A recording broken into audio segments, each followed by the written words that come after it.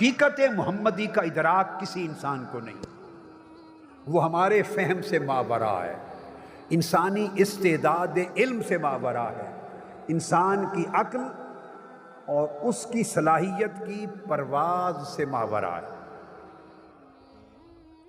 وہ سر اعظم ہے، بہت بڑا راز ہے اور غیب اکبر ہے، بہت بڑا غیب ہے۔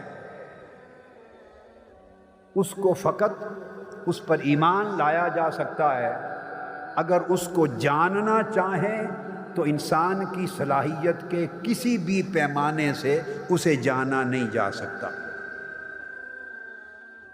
مگر جتنے انبیاء کرام ہوئے ان میں سے ہر نبی کو حقیقت محمدیہ میں سے فیض ملا، ہر نبی کو، ہر رسول کو۔ اس نبی کی بھی جو صلاحیت تھی، اس نبی کا جو مقام و مرتبہ تھا، اس نبی کی جو شان اور خصوصیت تھی، اس کے حساب سے اس نبی کو حقیقت محمدی کے خزانے سے فیض ملا۔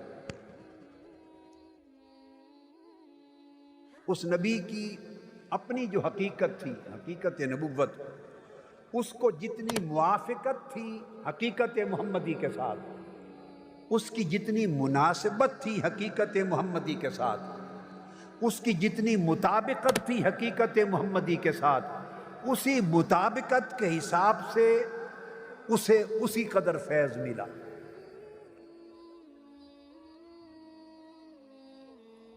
اور جب انبیاء کی آمد کا سلسلہ بند ہو گیا،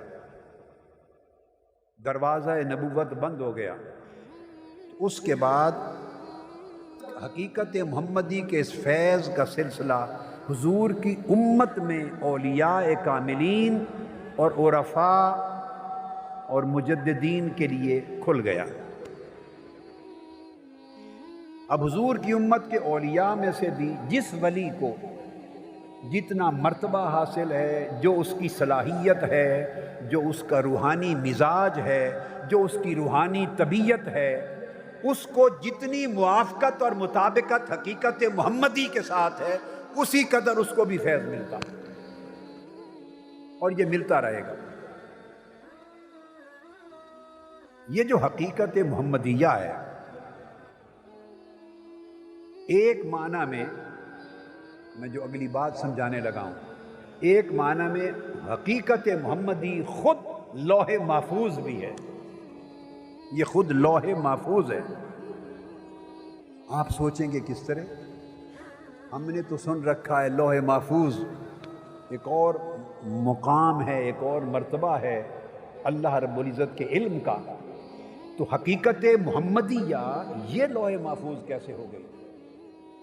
سنیے، اس کی مثال دیتا ہوں۔ یہ اسی طرح لوح محفوظ ہے جس طرح ام المومنین حضرت عائشہ صدیقہ رضی اللہ تعالی عنہ سے پوچھا گیا کہ حضور علیہ السلام کے اخلاق کیسے تھے، انہوں نے جواب دیا کہ حضور علیہ السلام کے اخلاق عین قرآن ہے۔